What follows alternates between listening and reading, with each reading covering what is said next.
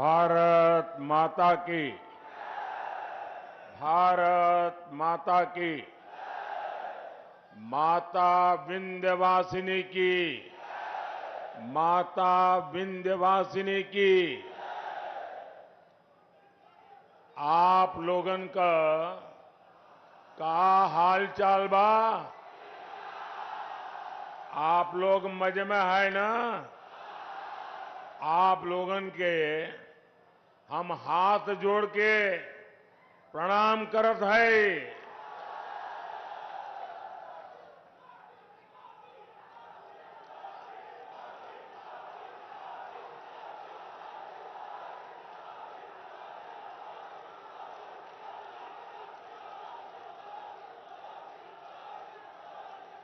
जय श्री राम। मां विंध्यवासिनी, माता बड़ी शीतला, मां अष्टभुजा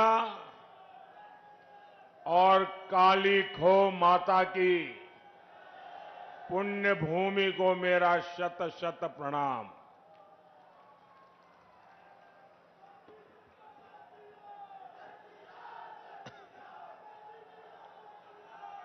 ज्येष्ठ का ये महीना हमारी परंपरा में विशेष होता है और इसका हर मंगलवार बहुत खास होता है। कोई बड़ा मंगल कहता है, कोई बुढ़वा मंगल कहता है। इस बार ये बुढ़वा मंगल और भी विशेष है, क्योंकि 500 साल बाद ये पहला बड़ा मंगल होने वाला है जब बजरंगबली के प्रभु राम अयोध्या में अपने भव्य मंदिर में विराजे होंगे।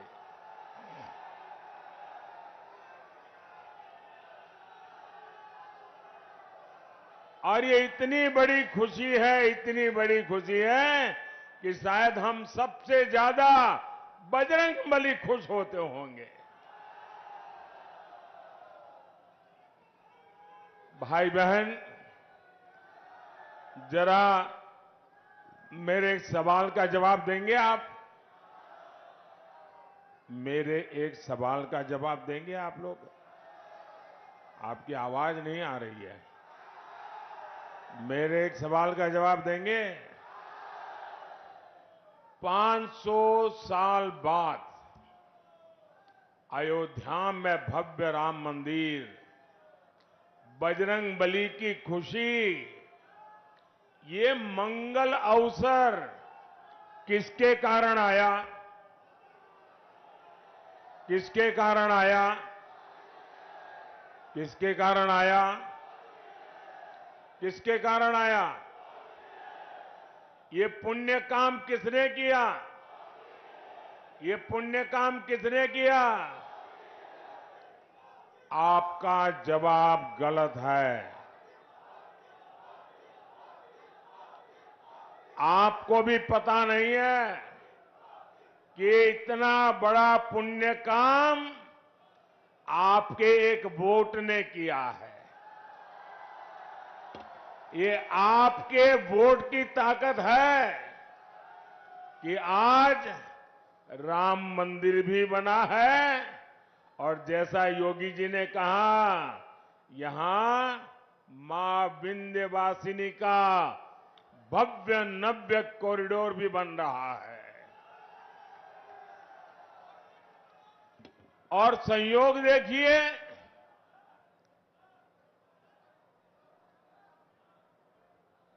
4 जून को भी बड़ा मंगल है। ये जो कुछ नौजवान चित्र लेकर के आए हैं, वो हमारे साथी कलेक्ट कर लेंगे। आपका प्यार मुझ तक पहुंच जाएगा। उधर भी 2 लोग हैं, जरा ले लीजिए भाई।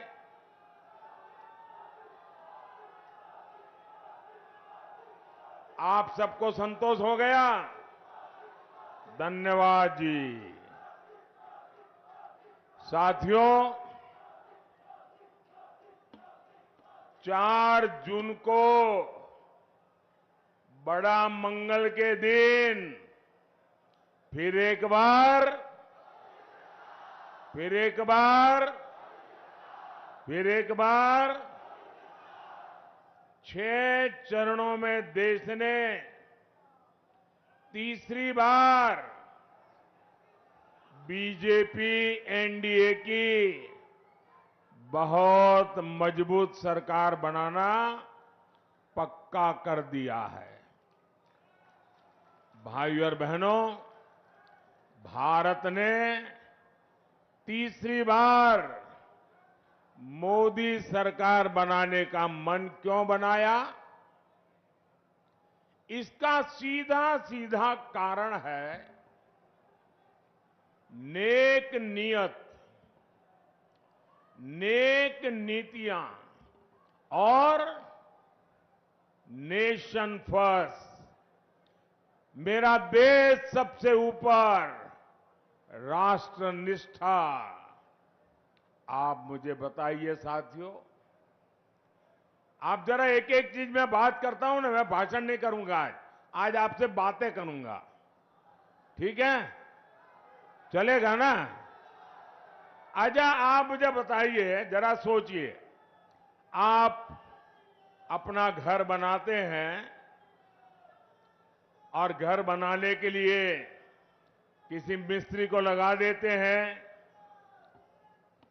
ये नारे वगैरह बताइए, लेकिन बीच बीच में जब जगह हो न तब बुलाइए, ठीक है? और फिर 1 जून को भी करना पड़ेगा, 4 जून को तो बहुत ज्यादा करना पड़ेगा, तो थक जाओगे।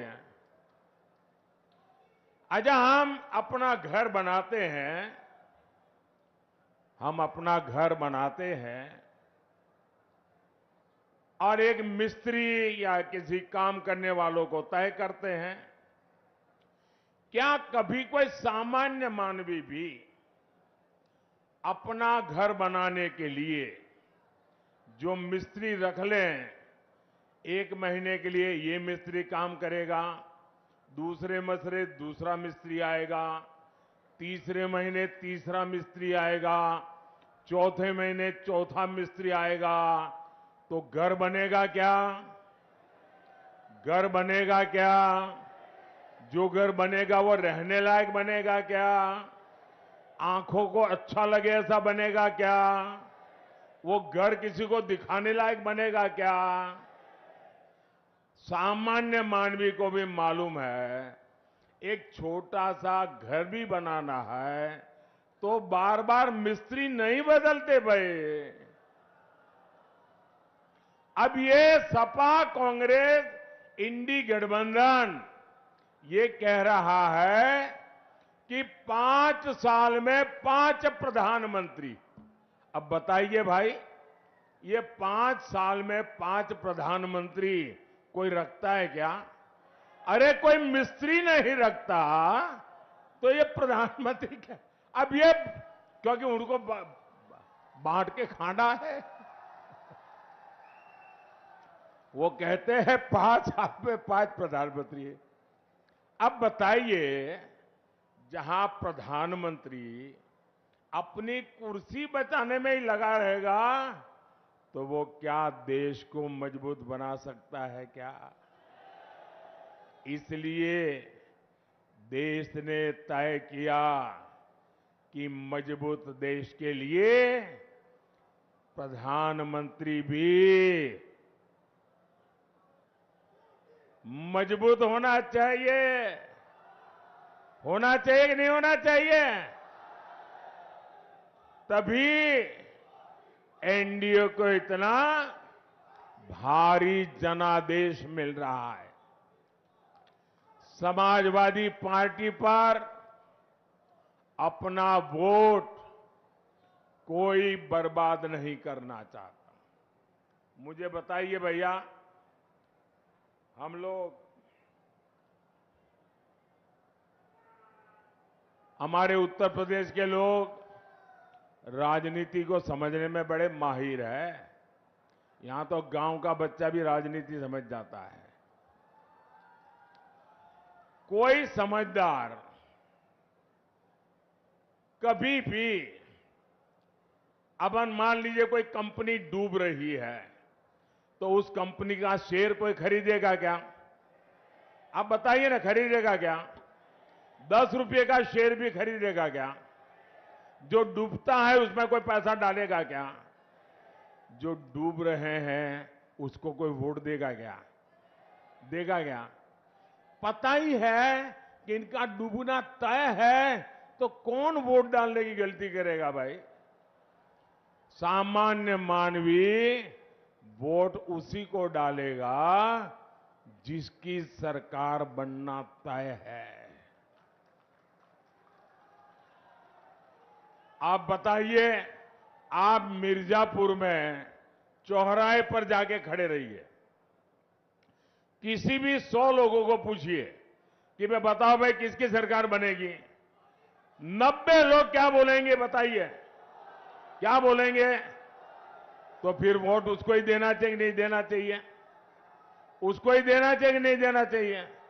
वोट बर्बाद करना चाहिए क्या? भाइयों और बहनों, इंडी गठबंधन वालों को देश अच्छी तरह जान गया है। ये लोग गौर सांप्रदायिक हैं, ये लोग गौर जातिवादी हैं, ये लोग गौर परिवारवादी है।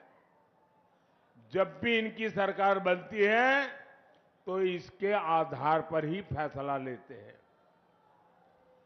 अभी देखिए, यहां पर चुनाव हुए, हमारे यादव समाज में इतने होनहार लोग हैं, इतने होनहार लोग हैं, लेकिन उन्होंने अपने परिवार के लोगों को ही टिकट दिया, बाहर के एक भी को नहीं दिया। साथियों, इतने दशकों तक देश ने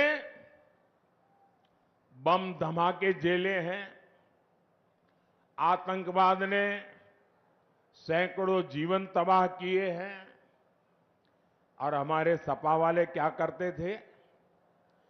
कानून व्यवस्था और समाजवादी पार्टी का 36 का आंकड़ा है। जो आतंकी पकड़े जाते थे उनको भी ये सपा वाले छोड़ देते थे।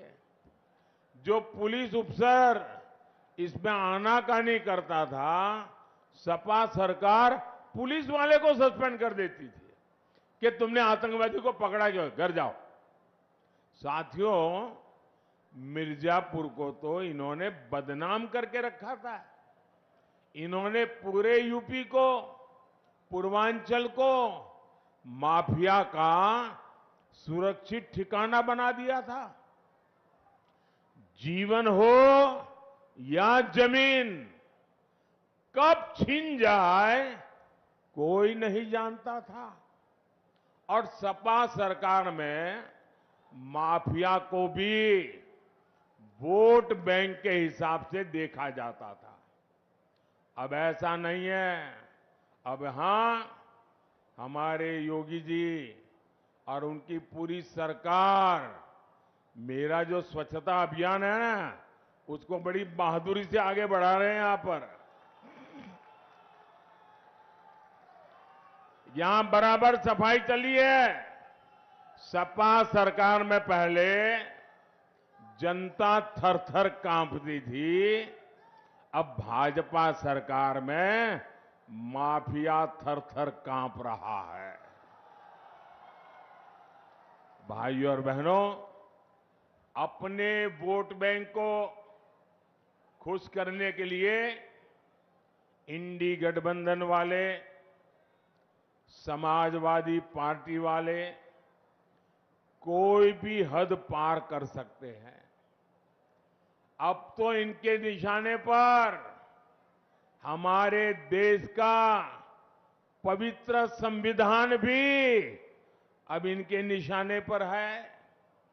ये दलित, पिछड़ों, आदिवासियों के हक लूटना चाहते हैं। हमारा संविधान साफ साफ कहता है कि धर्म के आधार पर आरक्षण हो ही नहीं सकता। इनके इरादे कितने खतरनाक हैं, इससे जुड़ा एक नया खुलासा मैं आज कर रहा हूं। 2012 में उत्तर प्रदेश विधानसभा चुनाव के समय जनवरी महीने में सपा ने अपना घोषणा पत्र जारी किया था। 2012 तब सपा ने अपने घोषणा पत्र में कहा था, जैसे दलितों को, पिछड़ों को आरक्षण मिला है, वैसे ही मुसलमानों को आरक्षण दिया जाएगा। ये सपा ने 2012 के घोषणा पत्र में कहा था। सपा ने डंके की चोट पर कहा था कि वो इसके लिए संविधान तक बदल देगी। इसके बाद आप नीचे रखो भैया, पीछे परेशान हो रहे हैं। पहला आप अपने बेटे को कंधे पे बिठाए रखा, लोग परेशान हुए। अब आप दूसरे का चित्र उठा के ले आए, फिर लोगों को परेशान कर रहे हैं। इसके बाद 2014 के लोकसभा चुनाव में सपा ने फिर अपना घोषणा पत्र जारी किया।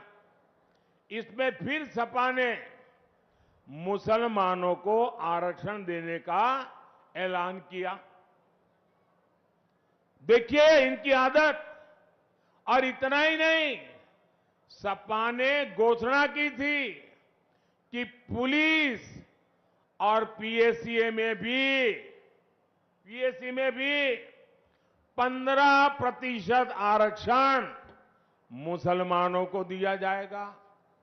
आप कल्पना कर सकते हैं, ये लोग अपने वोट बैंक को खुश करने के लिए किस तरह एससी, एसटी, ओबीसी का हक छीनने पर तुले हुए थे।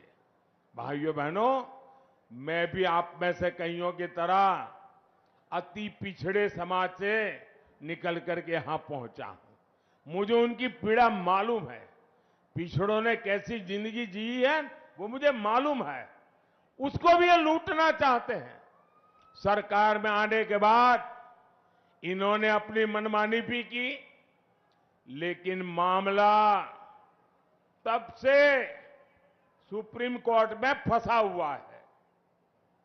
बावजूद इसके ये पिछले दरवाजे से ओबीसी का हक, अति पिछड़ों का हक मुसलमान को देते रहे हैं। लेकिन बार बार कभी हाई कोर्ट, कभी सुप्रीम कोर्ट इसको रोक लगाती है, गंभीर सवाल पूछती है, मामले लटके रहते हैं। अब इसलिए इन्होंने क्या सोचा है कि अब इंडी वालों ने तय किया है कि मुसलमानों को आरक्षण देने के लिए, एससी, एसटी, ओबीसी, अति पिछड़ों का आरक्षण छीनने के लिए अब वो आखिरी उपाय खोज लिया है। और वो आखिरी उपाय है उनका संविधान में बदल लाना, संविधान में लिख देना। वो कहते हैं कि संविधान में लिखेंगे मुसलमानों को आरक्षण दिया जाएगा। और इसलिए ये लोग संविधान बदलना चाहते हैं। ये कोर्ट कचहरी के झंझट को एक बार में ही खत्म करना चाहते हैं। मैं आपसे पूछना चाहता हूं मेरे भाई बहन, क्या आप ये होने देंगे? क्या आपका हक जाने देंगे? क्या वोट बैंक के आधार पर हक छीना जाएगा? क्या बाबा साहब आंबेडकर की पीठ पे छुरा भोंकने देंगे? क्या संविधान का अपमान होने देंगे? क्या संविधान की हत्या करने देंगे? साथियों, सपा कांग्रेस के लोग वोट बैंक को समर्पित है। वही मोदी गरीब, दलित, पिछड़ों के हितों के लिए समर्पित है। मोदी 5 साल तक मुफ्त अनाज दे रहा है। मोदी 5 लाख रुपए तक मुफ्त इलाज दे रहा है। अब तो मोदी की गारंटी है, जितने भी परिवार हैं, मोदी हर परिवार के बुजुर्ग को मुफ्त इलाज कराएगा। साथियों, पीएम किसान सम्मान निधि से मिर्जापुर के किसानों के खाते में करीब 1,000 करोड़ रुपए पहुंचे हैं। मोदी ने 4 करोड़ पक्के घर बनाकर दे दिए। 3 करोड़ पक्के घर गरीबों को और मिलने वाले हैं। ये एक एक घर लाखों रुपए का है, जो माता बहन के नाम पर मिल रहा है। साथियों, आप बिजली से कमाई कर सके, मोदी इसके लिए भी रास्ता बना रहा है। पहला तो आपका बिजली बिल जीरो। आपका बिजली बिल जीरो। इतना ही नहीं, आपके पास जो अतिरिक्त बिजली होगी वो सरकार खरीदेगी, बिजली के बदले में पैसे देगी और आपको बिजली से कमाई होगी।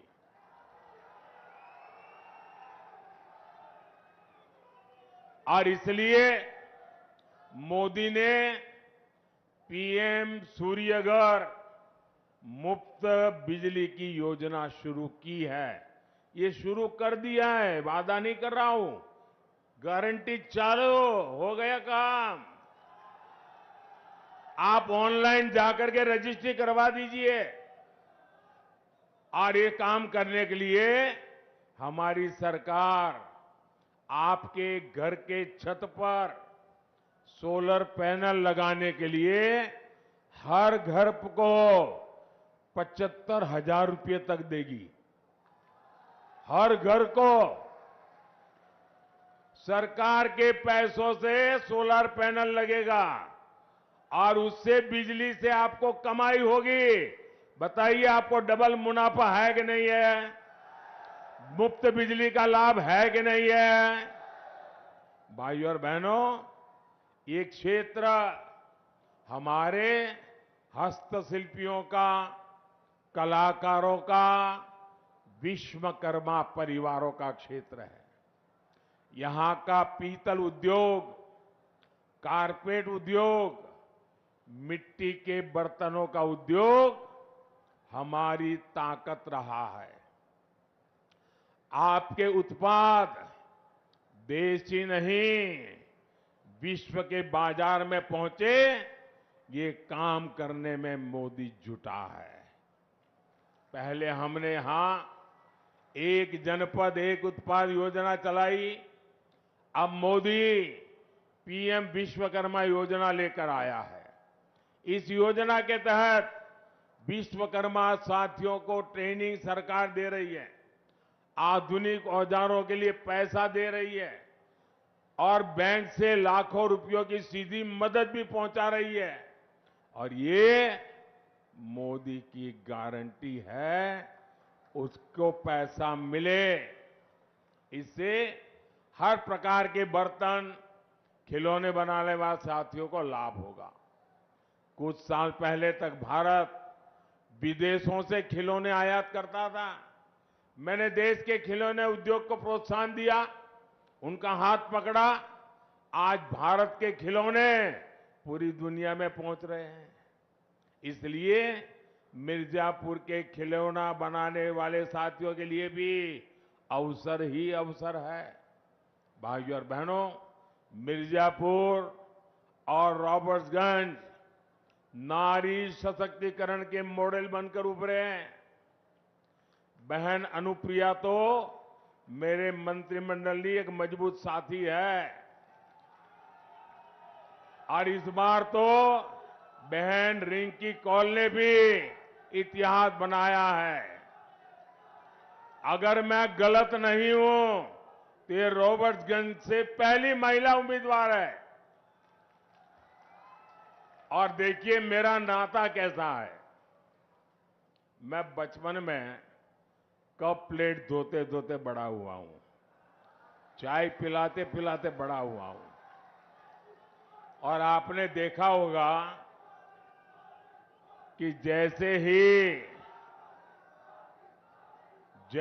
ही विजय का सूरज उगता है तो कमल भी खिलता है और उसी समय कप प्लेट की भी याद आती है, चाय की चुस्की लेने का मन करता है। और मोदी और चाय का नाता भी इतना तगड़ा है, यानी मोदी है, कप प्लेट है, चाय की चुस्की है, कमल खिल रहा है। देखिए चारों तरफ जय जयकार है। इसलिए आपका एक एक वोट नारी शक्ति को सशक्त करने के लिए पड़ना चाहिए। यहां दद्दी में भी उपचुनाव हो रहा है। वहां से हमारे साथी भाई श्रवण गौड़ जी को भी भारी मतों से कमल के निशान पर बटन दबा करके विजयी बनाना है। और आपको याद रखना होगा, जहां दो निशान है वहां दो अलग अलग निशान होंगे। एक जगह पे ऊपर कप प्लेट होगी, वहीं कमल भी होगा इनका।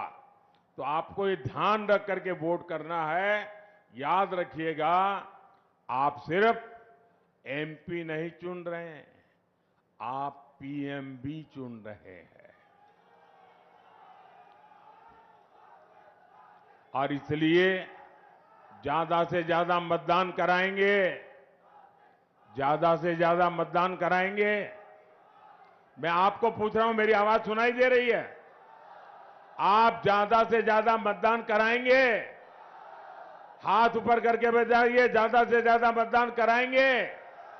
हर पोलिंग बूथ में विजयी होके आएंगे, घर घर जाएंगे, मतदान के पुराने सारे रिकॉर्ड तोड़ेंगे। अच्छा, मेरा एक काम करोगे? ये मेरा पर्सनल काम है, करोगे? देखिए गांव गांव, हमारे यहां हर गांव में ग्राम मंदिर होते हैं, पवित्र मंदिर होते हैं। आप सब वहां जाना और मोदी की तरफ से वहां मत्था टेकना और परमात्मा से आशीर्वाद मांगना।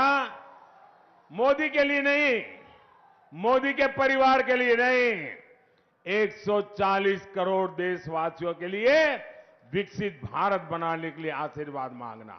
मांगेंगे? हर मंदिर में जाएंगे, हर तीर्थ स्थान में जाएंगे, श्रद्धा पूर्वक परमात्मा से प्रार्थना करेंगे। बोलिए भारत माता की, भारत माता की। बहुत बहुत धन्यवाद।